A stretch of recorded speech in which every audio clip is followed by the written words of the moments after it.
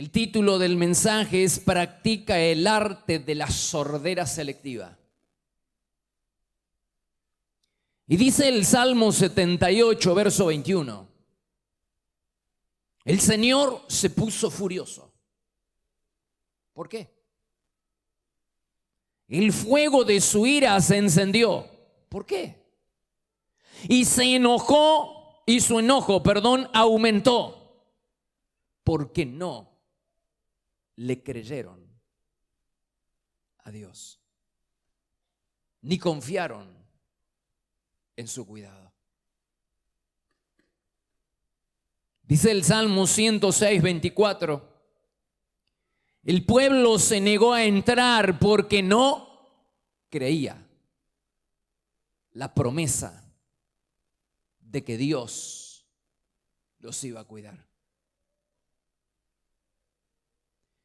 Y dice en Números 14, verso 11, el Señor dijo: ¿hasta cuándo van a seguir dudando de mí?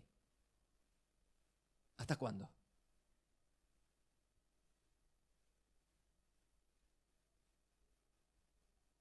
El mayor mandamiento de toda la Escritura es creer y amar en Dios, amar a Dios.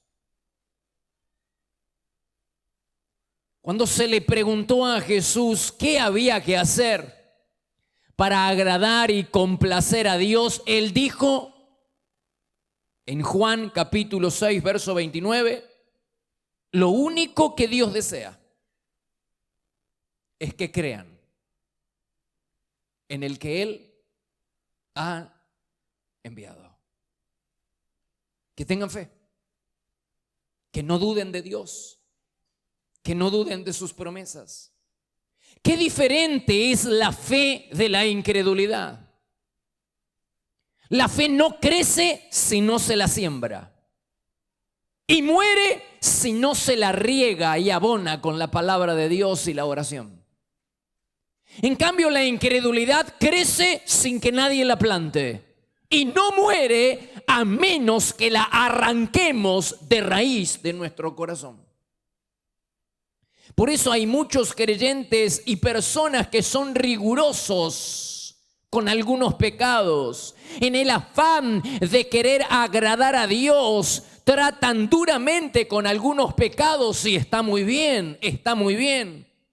Pero suelen ser condescendientes con la incredulidad porque creen que la incredulidad lo único que hace es perjudicarlos a ellos mismos y no a Dios. Sin embargo, se deshonra más a Dios con la incredulidad que con todos los demás pecados juntos. Esa idea, esa falaz idea de que si nosotros no creemos, nos hacemos daño a nosotros mismos y no a Dios, es una idea falaz. Pues se deshonra más a Dios con nuestra falta de fe cuando dudamos de sus promesas y de su palabra que con todos los demás pecados juntos. La incredulidad, la falta de fe, dudar de Dios, dudar de sus promesas, dudar de su cuidado, dudar de su protección, dudar de su provisión, es una deshonra tamaño mayúsculo. No hay nada que ofenda tanto a Dios como cuando dudamos de Él y de sus promesas. La incredulidad es un pecado muy serio y de consecuencias eternas.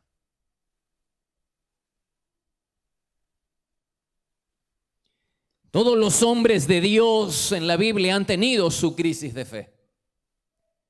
David dijo: un día al final voy a ser muerto por la mano de Saúl.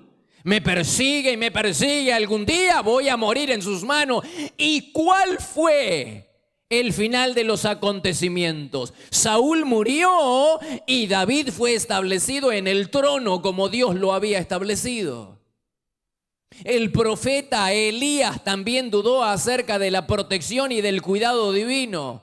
y huyó para salvar la vida cuando Jezabel lo amenazó de muerte. ¿Y cómo sucedieron los acontecimientos? Jezabel murió estrellada en el suelo y Elías fue arrebatado al cielo en un torbellino. ¿Te das cuenta? Al igual que ellos, también nuestro gran problema es la incredulidad. La incredulidad. La única razón por la que no oramos ni ayunamos es porque no creemos en sus beneficios, porque no creemos a la promesa que Jesús nos hizo de que íbamos a ser recompensados. En Mateo capítulo 6, esa famosa placa que vemos todos los domingos y que ya ni hacemos caso, dice Mateo 6, Jesús dijo: cuando des, tu Padre te va a recompensar. Cuando ores, tu Padre te va a recompensar. Y cuando ayunes, tu Padre te va a recompensar. Si de verdad creyéramos a las promesas, a las palabras de Jesús, no tendríamos ningún problema en orar, en dar y en ayunar. La verdadera razón por la que no ayunamos es porque no creemos a Jesús, y su palabra es porque no creemos a los beneficios que Él dijo que íbamos a tener.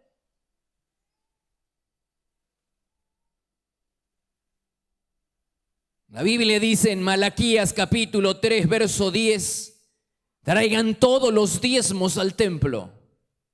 ¿Quién lo dijo? Dios. Palabra de Dios. Traigan todos los diezmos al templo. Si lo hacen, si me creen, si obedecen, derramaré una bendición tan grande que no tendrán suficiente espacio para guardarla. Si realmente creyéramos que la bendición comienza cuando comenzamos a obedecer este mandamiento y que el final de la pobreza llega cuando obedecemos este mandamiento, no tendríamos ningún problema y todos los meses traeríamos nuestra ofrenda y nuestro diezmo. Pero no lo hacemos porque no creemos a la palabra del Señor de que vamos a ser recompensados. La verdadera razón por la que no diezmamos y tenemos problemas, hay gente que dice: yo no creo en el diezmo, y tiene toda la razón del mundo. No cree, no, por eso no lo practica. Lo que esa persona y todos nosotros no sabemos, que el no creer no solo que nos hace daño a nosotros, sino que es una ofensa grave a Dios, quien se pone furioso, como hemos leído, quien se enciende en ira porque no creyeron al Señor y al cuidado que Él prometía a su pueblo. La verdadera razón por la que no oramos ni venimos a orar a las 6 de la mañana no son todas excusas. La verdadera razón es que no creemos a su palabra de que vamos a ser recompensados. La Biblia dice en Mateo capítulo 18, verso 19, que si dos de ustedes se ponen de acuerdo aquí en la tierra para pedirle algo a Dios, Él se los va a dar. Si los esposos creyeran esta promesa, practicarían siempre el poder, orarían siempre puestos de acuerdo. La verdadera razón por la que los esposos y las familias no oran juntos no es porque no tienen tiempo. No te engañes, ni trates de engañar a Dios. La verdadera razón por la que no oras con tu esposa ni oras con tus hijos es porque no crees en Dios y en su palabra. La verdadera razón no es que falta tiempo, falta fe. Somos incrédulos.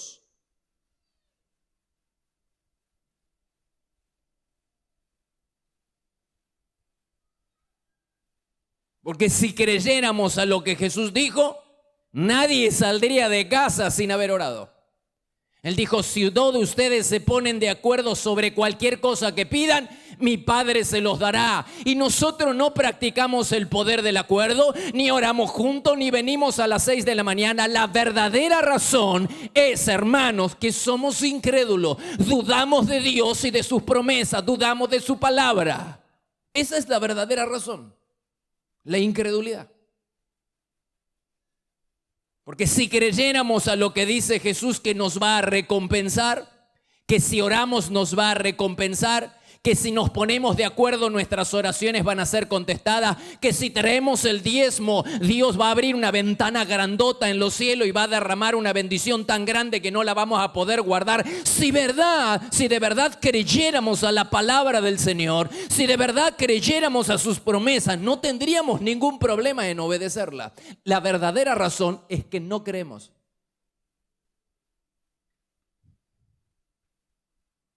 Ni en Dios ni en sus palabras. No hay otra razón.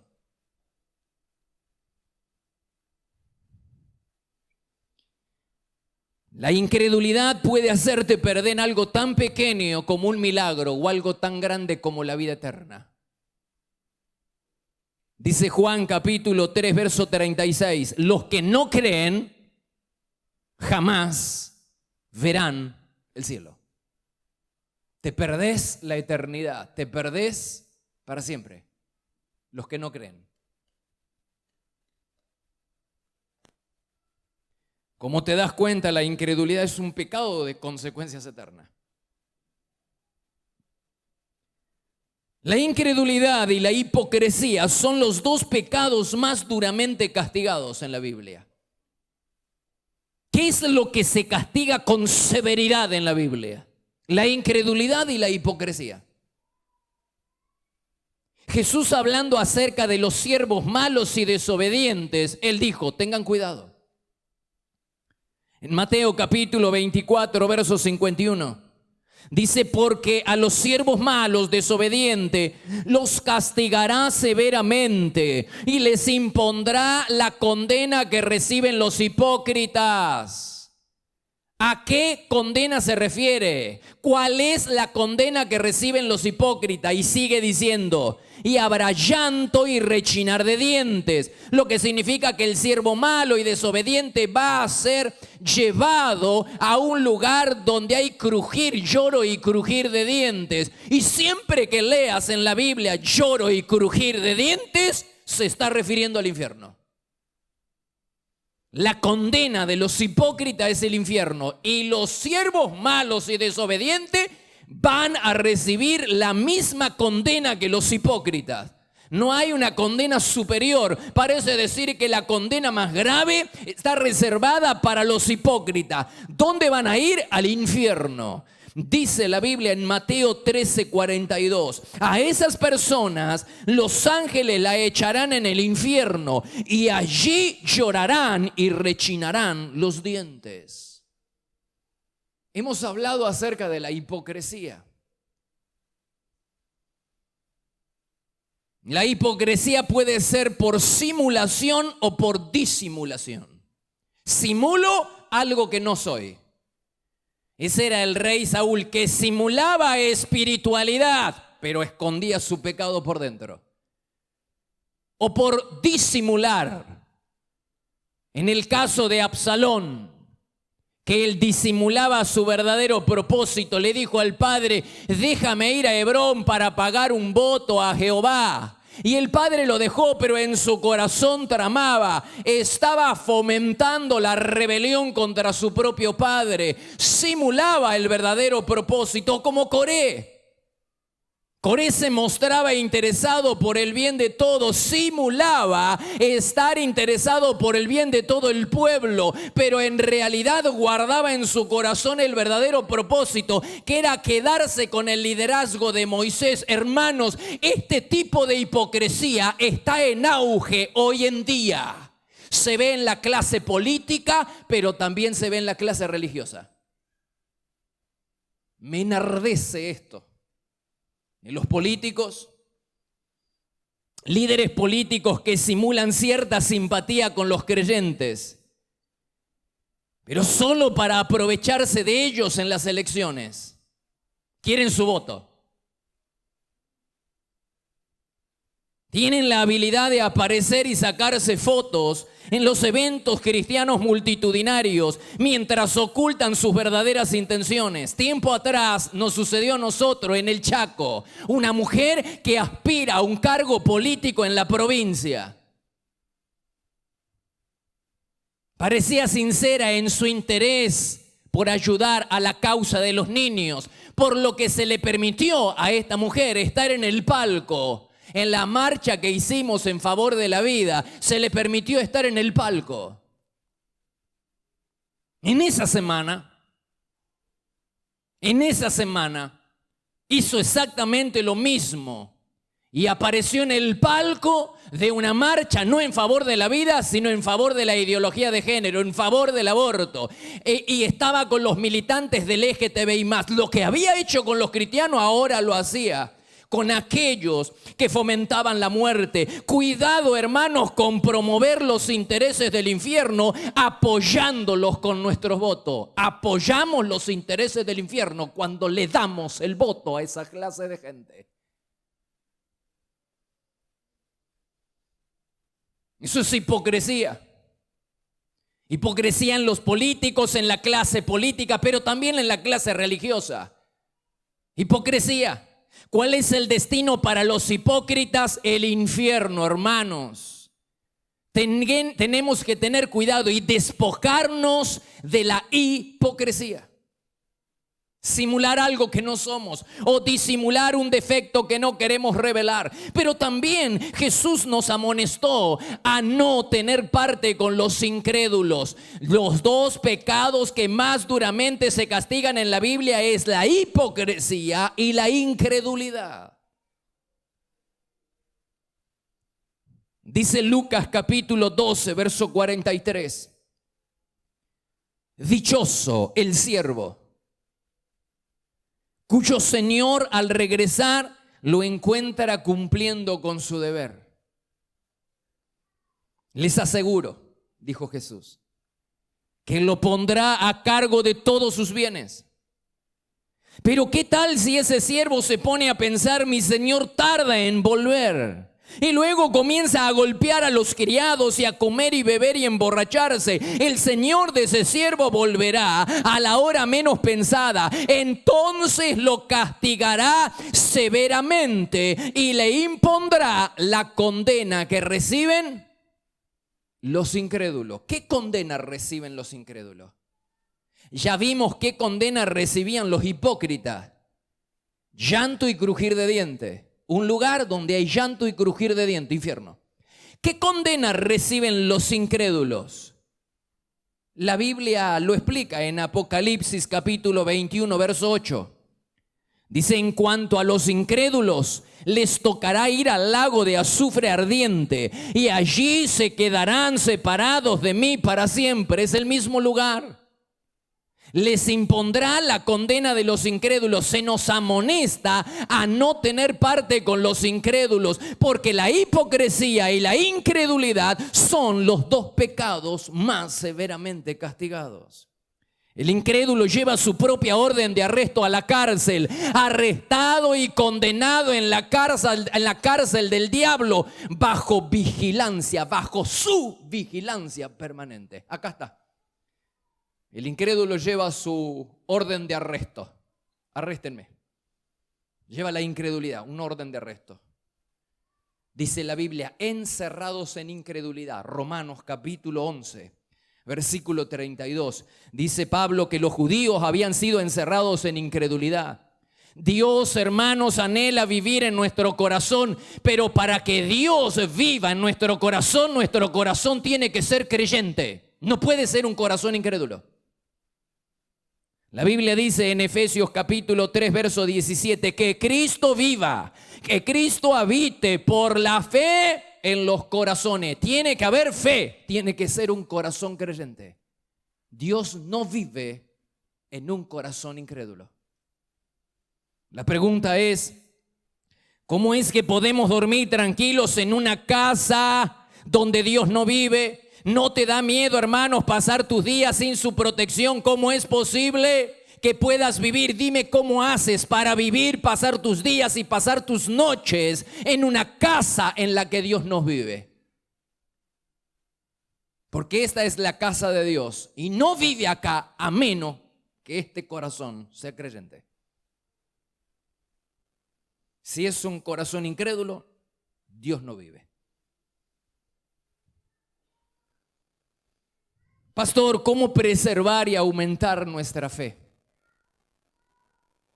Hemos dicho hasta el cansancio que la clave está en pasar más tiempo con Dios. Pero he aquí otro secreto. Pasa más tiempo con personas que caminan con Dios. ¿Cómo aumentar la fe? ¿O cómo preservar la poca fe que tienes? Pasa más tiempo con Dios y pasa más tiempo con personas que caminan con Dios. La fe de ellos se te pegará a ti.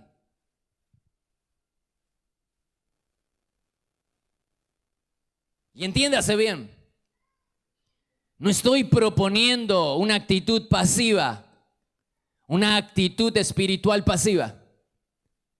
Lo que estoy diciendo es que cuando tú aprendes a caminar con personas espirituales y llenas de fe, esas personas te desafían a crecer tu fe.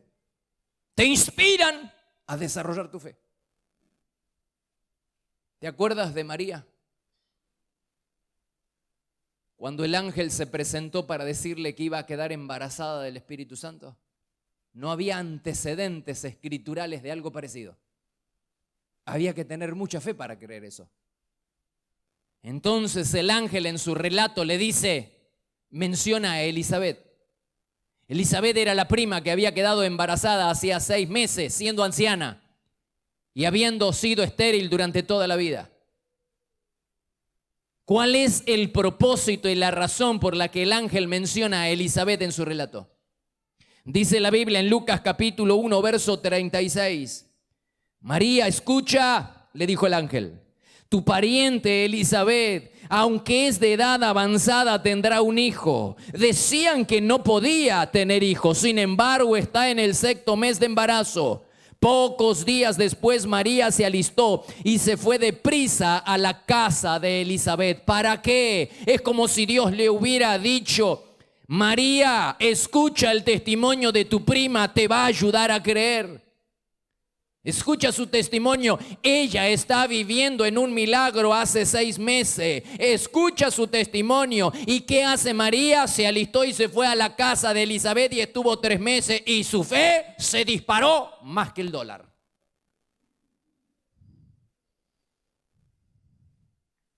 ¿Te das cuenta? ¿Qué hubiera pasado con María si no hubiera ido a ver a Elizabeth que estaba viviendo su milagro?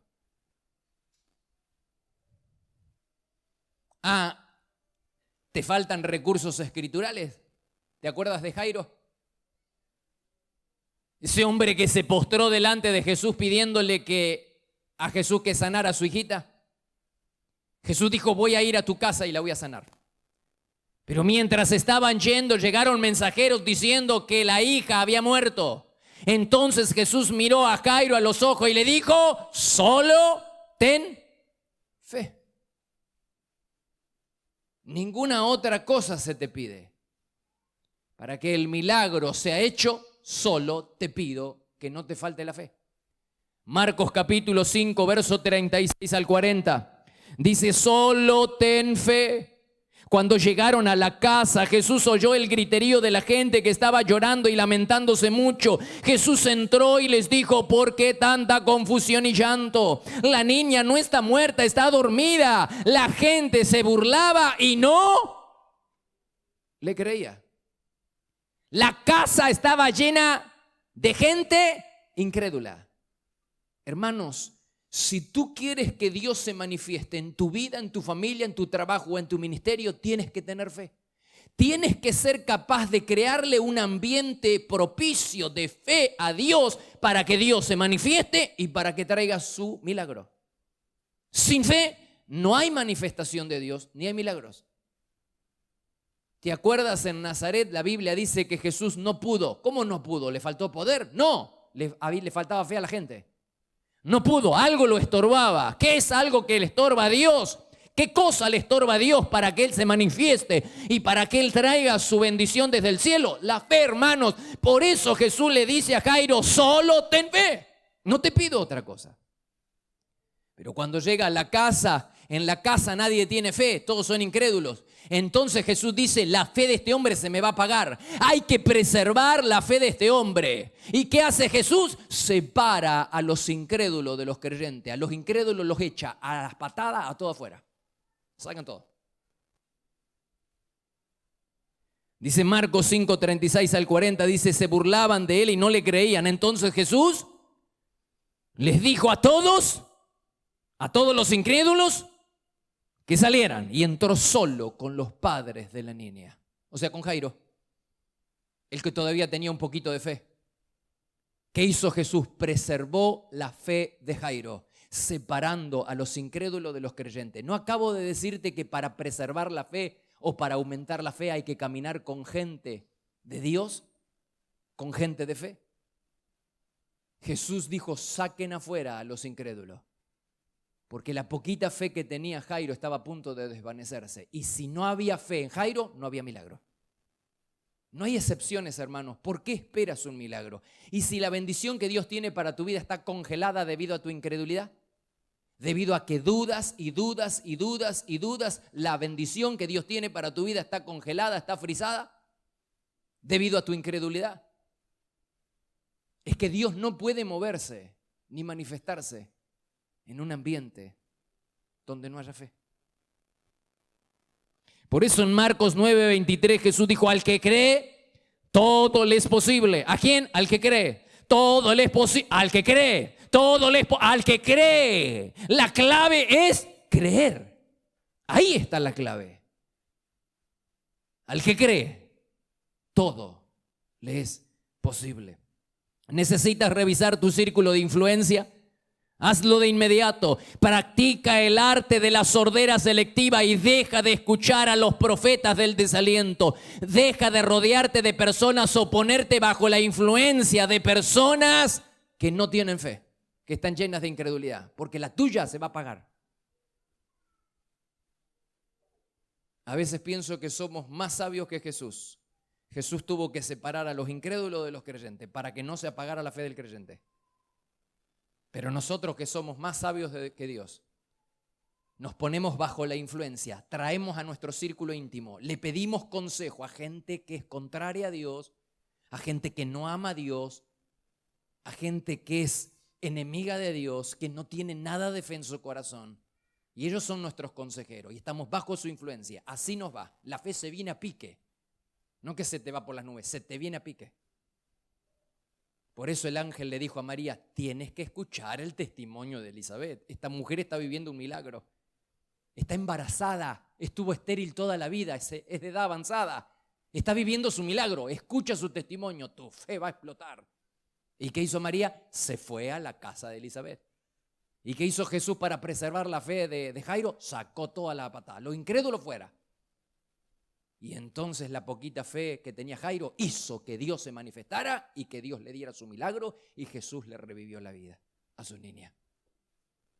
Al que cree, todo le es posible. Ponte de pie, por favor. Y cierra tus ojos un instante. ¿Qué le diremos a Dios en esta tarde? ¿Tienes problema con tu fe? Si la tuvo Moisés y como vimos la semana pasada no entró a la tierra prometida por cuanto no creíste en mí para santificarme delante de los hijos de Israel, no llevarás a este pueblo a la tierra prometida.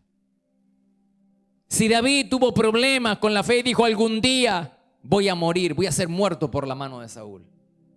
Si el propio Elías, este gran hombre de Dios explosivo, dudó acerca del cuidado de Dios y huyó para salvar su vida. ¿Tienes problemas con tu fe? ¿Estás dudando? ¿Dudas de Dios y de sus promesas? ¿Por qué no le pedimos a Dios en esta tarde que limpie y barra nuestro corazón de toda incredulidad? ¿Por qué no dejamos que el Espíritu Santo nos ayude a arrancar esa raíz amarga de incredulidad que nos hace perder bendiciones? Bendiciones que están frisadas, congeladas. Milagros que no llegan. Porque lo único que hacemos es dudar de Dios. Dudar de su amor, de su bondad, de su cuidado. Creemos que Él no nos está tratando bien. ¿No es dudar de Dios? ¿No es dudar de su cuidado? Creemos que algo nos está faltando y si Dios no nos da, entonces porque no nos quiere. ¿No es dudar de Él? Hermanos, Dios nos está tratando bien. Él sabe cómo tratar a su novia. Nunca nos maltrata. ¿Por qué en vez de dudar de Dios empezamos a echar fuera la incredulidad de nuestra vida? ¿Por qué en lugar de dudar de Dios hacemos caso a sus palabras y a sus consejos y echamos a las patadas a esos incrédulos que nos rodean, a esos incrédulos a que nosotros hemos incluido en nuestro círculo íntimo? Esas personas a las que nos ponemos bajo su influencia y bajo su consejo. ¿No será hora de revisar nuestro círculo de influencia? ¿No será hora de comenzar a caminar con gente de fe, a leer libros de personas de fe? ¿No será hora de empezar a pasar más tiempo con Dios y a leer su palabra? ¿No será hora de venir a orar y creer en las promesas del Señor que Dios nos va a recompensar si oramos, si ayunamos, si damos? ¿No será hora? No vaya a ser que el Señor nos encierre en incredulidad. Porque cada vez que el Señor, que se predica un mensaje, Dios está a la puerta invitándonos para que abramos. Pero si la incredulidad le cierra las puertas a Dios, ¿quién nos garantiza que algún día Dios no nos encierre definitivamente en una incredulidad? Señor, ayúdanos a extirpar de raíz en nuestros corazones la incredulidad. Pídeselo, hermano, pídeselo. Que Dios nos ayude a sacar de raíz la incredulidad.